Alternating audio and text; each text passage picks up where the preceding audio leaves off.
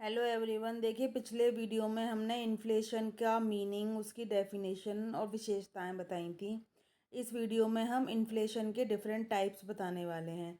जिस जिस प्रकार से जो हमारा इन्फ्लेशन है कई कारणों से उत्पन्न होता है, तो उसके रूप भी कई सारे होते हैं। जैसे कि अगर कारणों के आधार पर देखें तो खुली और दमित स्फीति, साख स्फीति, घाटा प्रेरित स्फीति, वेतन प्रेरित स्फीति। और अगर परिस्थितियों के आधार पर देखें तो युद्धकालीन मुद्रास्फीति, युद्धोत्तरकालीन स्फीति, शांतिकालीन विकास स्फीति, लाभ प्रेरित स्फीति, मांग प्रेरित स्फीति, व्यापक और खंडीय स्फीति, पूर्ण और आंशिक स्फीति। देखिए, सबसे पहले हम स्टार्ट करते हैं। खुली और दमित स्फीति क्या होती है? Open and suppressed inflation. तो हमारी इन्फ्लेशन नियंत्रित या दमित हो सकती है। तो एक खुली स्फीति में सरकार की ओर से मूल्य वृद्धि पर कोई नियंत्रण नहीं होता। इसमें मूल्य बाजार की परिस्थिति के अनुसार मांग और पूर्ति निर्भर रहते हैं। मिल्टन फ्रीडमैन कहते हैं, खुली स्फीति एक ऐसी प्रक्रिया होती है जिसमें मूल्य वृद्धि पर कोई सरकारी नियंत्रण नहीं लगाया जाता और मूल्यों को बढ़ने दिया जाता है। जर्मनी, ऑस्ट्रिया, रूस और युद्धोत्तर स्फीति या 5वें दशक में चीन की स्फीति कुछ इस प्रकार की थी। दमित स्फीति में कीमतों की वृद्धि की प्रवृत्तियां दृष्टिगत नहीं होती, बल्कि इस स्थिति में विभिन्न सरकारी नियंत्रण जैसे राशनिंग आदि को अपनाकर कीमत में होने वाली वृद्धि को रोका जाता है। यद्यपि इकोनॉमी में स्फीतिकारी प्रभाव विद्यमान रहते हैं, यह उसी प्रकार से है जैसे किसी गुब्बारे को फूलने दिया जाए लेकिन उसे फटने न दिया जाए, क्योंकि जब यह फट जाता है तो धमाका होता है। दमित स्फीति की कुछ विशेषताएं हैं, जैसे कि अर्थव्यवस्था के अंदर स्फीतिकारी प्रवृत्तियों का बने रहना, कीमतों पर नियंत्रण ताकि वह बढ़ने से रोकी जा सकें। इसीलिए खुली स्फीति की अपेक्षा दमित स्फीति में लोगों को अधिक कष्ट और असुविधाएं होती हैं, क्योंकि जो मूल्य बढ़ते हैं उसकी वजह से संतुलन प्रभाव जो होते हैं वो मांग और पूर्ति पर हो सकते हैं। उन्हें सरकारी नियंत्रण द्वारा दबा दिया जाता है। उसके बाद है क्रेडिट इन्फ्लेशन, साख स्फीति। जब देश के व्यापारिक बैंक उदारता से ऋण देते हैं तो वस्तुओं की मांग में बहुत अधिक वृद्धि हो जाती है, इसीलिए कीमत बढ़ने लगती है। इसे साख स्फीति कहते हैं। घाटा प्रेरित स्फीति, डेफिसिट इंड्यूस्ड इन्फ्लेशन। सरकार का व्यय अपनी आय से अधिक होने पर जब घाटे की पूर्ति हीनार्थ प्रबंधन द्वारा की जाती है तो देश की मुद्रा की मात्रा में वृद्धि होती है और स्फीति उत्पन्न हो जाती है। वेतन प्रेरित स्फीति, वेज इंड्यूस्ड इन्फ्लेशन। जब मजदूर अपने आप को शक्तिशाली श्रमिक संगठनों में संगठित कर लेते हैं और अपनी मजदूरी में बिना उत्पादन बढ़ाए ही वृद्धि कर लेते हैं तो उत्पादन लागतों में वृद्धि हो जाती है, जिससे क्या होता है, कीमतें बढ़ जाती हैं। इसे वेतन प्रेरित स्फीति कहते हैं। लाभ प्रेरित स्फीति। कभी कभी ऐसा भी होता है कि उत्पादन लागत घटने लगती है, जिससे क्या होता है, कीमतें गिरने लगती हैं। तो ऐसी स्थिति में कृत्रिम उपायों द्वारा यानी आर्टिफिशियल तरीकों से कीमतों को नीचे गिरने से रोका जाता है, तो जो उत्पादक के लाभ हैं वो बढ़ने लगते हैं। इस प्रकार की स्फीति को कीन्स ने प्रॉफिट इंड्यूस्ड इन्फ्लेशन कहा है। मांग प्रेरित स्फीति, डिमांड इंड्यूस्ड इन्फ्लेशन। जिन देशों में जनसंख्या तेजी से बढ़ रही है वहाँ वस्तुओं और सेवाओं की मांग में बहुत ज़्यादा वृद्धि होती है, जिससे कि मूल्य बढ़ जाते हैं, तो ये मांग प्रेरित स्फीति होती है। व्यापक और खंडीय स्फीति, कॉम्प्रहेंसिव एंड सेक्टरल इन्फ्लेशन। जब सभी वस्तुओं की कीमतों में वृद्धि होती है तो व्यापक स्फीति होती है। जब कुछ विशेष वस्तुओं की कीमतों में वृद्धि होती है तो खंडीय स्फीति होती है। ये अस्थायी होती है। पूर्ण व आंशिक स्फीति, फुल और पार्शियल इन्फ्लेशन। पूर्ण रोजगार की अवस्था से पूर्व मात्रा मुद्रा की मात्रा में वृद्धि होने के कारण कीमत स्तर में जो वृद्धि होती है उसे आंशिक स्फीति कहते हैं, और पूर्ण रोजगार के बाद कीमतों में जो वृद्धि होती है उसे पूर्ण स्फीति कहते हैं। परिस्थितियों के अनुसार मुद्रास्फीति, युद्धकालीन मुद्रास्फीति, वार टाइम इन्फ्लेशन। जब युद्ध होता है तो युद्ध के लिए अनुत्पादक व्यय और वस्तुओं और सेवाओं की मांग में अप्रत्याशित तो मूल्यों में वृद्धि हो जाने को युद्धकालीन मुद्रास्फीति कहते हैं। युद्धोत्तरकालीन स्फीति, युद्ध के समाप्त हो जाने के बाद जब युद्ध जर्जरित अर्थव्यवस्था के पुनर्निर्माण के लिए भारी मात्रा में पूंजी का निवेश किया जाता है तो वस्तुओं और सेवाओं की पूर्ति में तत्काल वृद्धि नहीं होती, जिससे कि मूल्य में वृद्धि हो जाती है। इसे युद्धोत्तरकालीन मुद्रास्फीति कहते हैं। शांतिकालीन विकास स्फीति। जब सरकार आर्थिक विकास कार्यों पर बड़ी मात्रा में व्यय करती है तो मौद्रिक आय में तत्काल वृद्धि हो जाती है, परंतु उत्पादन बढ़ने में कुछ समय लगता है, जिससे मूल्य बढ़ने लगते हैं। इसे विकास स्फीति कहते हैं। अब देखिए मुद्रा प्रसार या स्फीति के कारण क्या क्या हैं। देखिए ये है कि जब मांग बढ़ जाती है, जब पूर्ति वो हो जाती है। तो मांग वृद्धि स्फीति कब होती है? जब सार्वजनिक व्यय बढ़ जाता है, निजी विनियोग बढ़ जाता है, करारोपण में कमी हो जाती है, काला धन हो जाता है, सार्वजनिक ऋण में कमी हो जाती है, निर्यात वस्तुओं की मांग में वृद्धि हो जाती है, जनसंख्या में वृद्धि हो जाती है, केंद्रीय बैंक द्वारा साख का निर्माण हो जाता है, व्यापारिक बैंकों द्वारा साख का निर्माण हो जाता है और प्रयोज्य आय बढ़ जाती है। और देखिए हमारी लागत वृद्धि स्फीति कब है? जब प्राकृतिक संकट या प्राकृतिक कारण है, कोई औद्योगिक संकट है, सरकार की व्यापार नीति है, सरकार की घातक नीतियां हैं, पूर्ति का अभाव है, व्यापारियों एवं उपभोक्ताओं द्वारा वस्तुओं का संचय करना है, युद्ध है, अंतर्राष्ट्रीय कारण है, उत्पादन लागत में वृद्धि है या टेक्नोलॉजी चेंज है। तो यदि पूर्ति हमारी वैसी ही रहती है तो कुल मांग में होने वाली वृद्धि जो है कीमतों में वृद्धि कर देती है। इस प्रकार मांग स्थिर रहने पर यदि पूर्ति में कमी हो जाती है तो कीमतों में वृद्धि हो जाती है।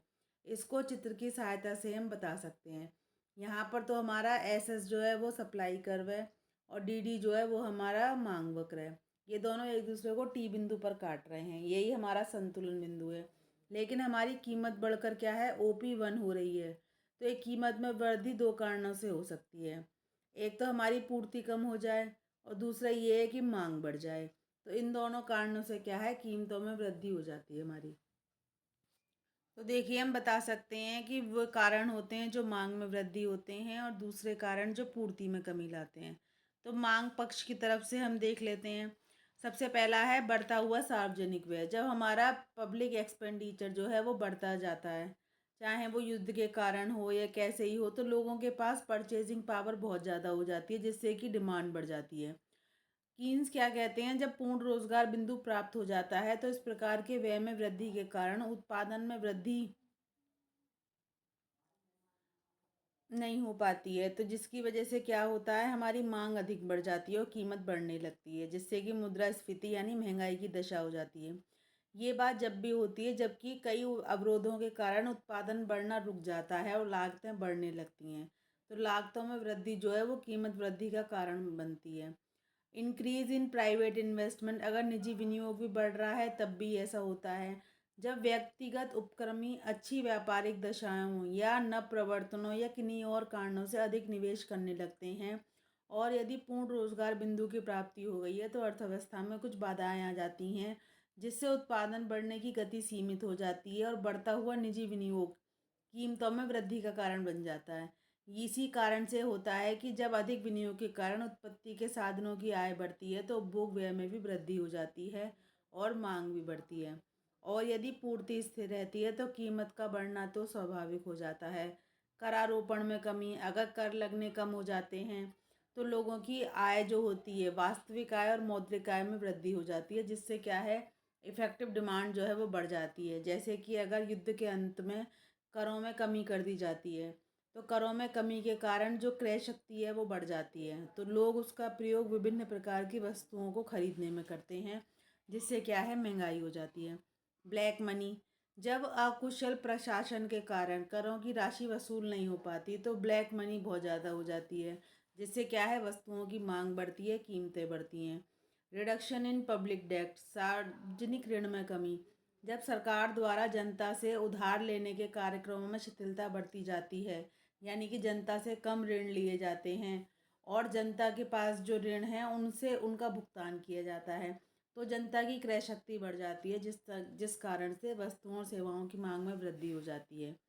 निर्यात वस्तुओं की मांग में वृद्धि।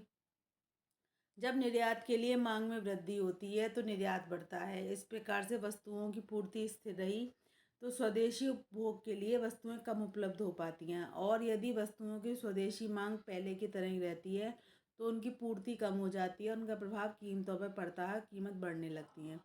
जनसंख्या में वृद्धि। जब देश की जनसंख्या में तेजी से वृद्धि होती है तो वस्तुओं और सेवाओं की मांग भी बढ़ जाती है।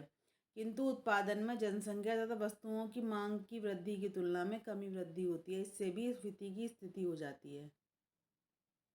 देखिए, केंद्रीय बैंक द्वारा साख का निर्माण।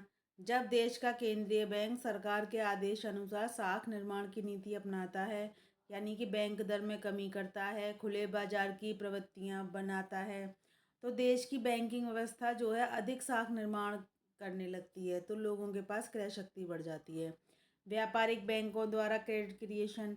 जब देखिए हमारे कमर्शियल बैंक जो होते हैं वो ज़्यादा क्रेडिट क्रिएट करते हैं, तो मुद्रा की मात्रा में वृद्धि हो जाती है, जिससे क्या है, मौद्रिक आय में वृद्धि होती है और उपभोक्ता की साख इसमें मेन होती है। Disposable income. डिस्पोजेबल इनकम वो इनकम होती है जो उत्पादन के साधनों को, जो हमारे पर्सनल टैक्स देने के बाद बचती है, तो इसकी आय में भी जब लगातार वृद्धि होती जाती है तो इससे भी क्या है, स्फीति हो जाती है। अब देखिए, पूर्ति या लागत पक्ष के हमारे घटक क्या हैं, जैसे कि नेचुरल कॉजेज, प्राकृतिक कारण, भूचाल, बाढ़, सूखा, महामारी, इनकी वजह से क्या है, उत्पादन कम हो जाता है। उत्पादन कम होता है तो डिमांड हमारी बढ़ जाती है। इंडस्ट्रियल क्राइसिस हो जाता है कोई, जब मजदूर हड़ताल कर देते हैं या उद्योगपति तालाबंदी कर देते हैं तो उत्पादन रुक जाता है, जिसकी वजह से क्या होता है, मुद्रास्फीति हो जाती है। Trade policy of government. जब सरकार विदेशों को अधिक निर्यात कर देती है तो देश में वस्तुओं की कमी हो जाती है, जिससे मुद्रास्फीति होती है। सरकार की घातक नीतियाँ। अगर सरकार उद्योगों पर अत्यधिक नियंत्रण लगाती है या लाइसेंस नीति के क्रियान्वयन में शिथिलता करती है और नई औद्योगिक इकाइयों की स्थापना नहीं करती है, या और भी कारण से हमारा उत्पादन वृद्धि का मार्ग रुक जाता है, तो मुद्रास्फीति होती है। पूर्ति का अभाव। किन्हीं भी कारणों से अगर पूर्ति रुक गई है, जैसे कि श्रम है, कच्चा माल, पूंजीगत उपकरण, भूमि का अभाव, तो इससे क्या है, अगर उत्पादन नहीं बढ़ पा रहा है तो हमारी क्या है, मांग ज़्यादा रहती है, पूर्ति कम हो जाती है, तो मुद्रास्फीति होती है। व्यापारी एवं उपभोक्ताओं द्वारा वस्तुओं का संचय करना। जब कीमत बढ़ रही होती है तो और अधिक कीमत बढ़ने की आशा में व्यापारी क्या करते हैं, वस्तुओं का स्टॉक बाजार से हटा लेते हैं। स्टॉक हटा लेते हैं मतलब स्टॉक अपने यहाँ कर लेते हैं, तो क्या होता है, बाजार में पूर्ति कम हो जाती है और कीमतें बढ़ने लगती हैं। देखिए, अगर युद्ध की स्थिति है तो युद्ध में क्या होता है, जो हमारी उपभोग वस्तुएं हैं उनके उत्पादन में कमी हो जाती है, क्योंकि जो भी साधन है वो युद्ध में लगे रहते हैं, तो इसकी वजह से कीमत बढ़ जाती हैं। इंटरनेशनल कॉजेज़ क्या हैं, जब विभिन्न देश हैं एक दूसरे के साथ व्यापारिक संबंध होते हैं, तो अगर किसी देश की कीमत में वृद्धि होती है तो इसका जो है सहानुभूति प्रभाव दूसरे देशों में भी होता है और दूसरे देशों में भी कीमतें बढ़ने लगती हैं। उत्पादन लागत में वृद्धि। देश के उद्योगों में श्रम शक्ति की कमी होती है, अगर श्रमिक संघ के दबाव में आकर मजदूरी में वृद्धि होती है, या उत्पादन ह्रास नियम के कारण उत्पादन लागत में वृद्धि होती है, तो उसे कॉस्ट पुल इन्फ्लेशन कहते हैं, क्योंकि वस्तुएं लागत से कम पर नहीं बेची जाती। Technological change. जब देश में तकनीकी और प्रौद्योगिक परिवर्तनों का दौर चलता है तो शॉर्ट टर्म में उत्पादन कार्य रुक जाता है, जिससे सप्लाई कम हो जाती है, तो मुद्रास्फीति की स्थिति बनती है। तो आशा करते हैं आपको ये वीडियो में कॉन्सेप्ट समझ में आया होगा। मुद्रास्फीति जो है हमारा मोस्ट इम्पॉर्टेंट टॉपिक है, जो हर एक एग्ज़ाम में पूछा ही जाता है। अगर आपको ये वीडियो अच्छा लगा हो तो इसे लाइक कीजिए, शेयर कीजिए और प्लीज़ हमारे चैनल को सब्सक्राइब कीजिए। ऐसे ही वीडियोस के लिए हमारे चैनल पर बने रहिए। हमारे चैनल पर आपको इकोनॉमिक्स से रिलेटेड लगभग सभी वीडियो मिलेंगे, और अगर आप चाहते हैं कि किसी और टॉपिक पे हम वीडियो बनाएं तो आप कमेंट करके बता सकते हैं। Thanks for watching.